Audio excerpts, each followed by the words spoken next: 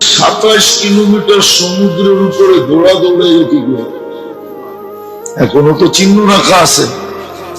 Bahrain যেদিন স্বাধীন করেন সাহাবায়ে কেরাম, ওদিন 27 কিলোমিটার তো সমুদ্রের উপর দিয়ে দৌড়া দৌড়াইয়া গেলেন।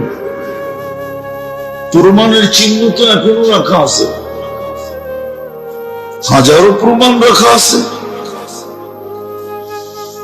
নইলে 3000 কিলোমিটার দূর যেই যুগের মানুষকে বর্তমান প্রযুক্তির কথা বললে কি বলতো, সিধা পাবনা নিয়ে যাও, ঠিক না? ওই যুগে 3000 কিলোমিটার দূরে মেম্বরে দাঁড়ায় কি করে পাহাড় দেখায় দিল, সারিয়াতাল জাবাল, সারিয়া পাহাড় সামলা। এখনো তো ওই পাহাড়ের গায়ে সাইনবোর্ড টানানো আছে, যেটা ওই পাহাড় যেটা মদিনার থেকে উমর রাদিয়াল্লাহু তাআলা আনহু এই জুমার দিনে মেম্বরে দাঁড়ায় সেনাপতিকে দেখায় দিছিলেন, সামলা পাহাড়।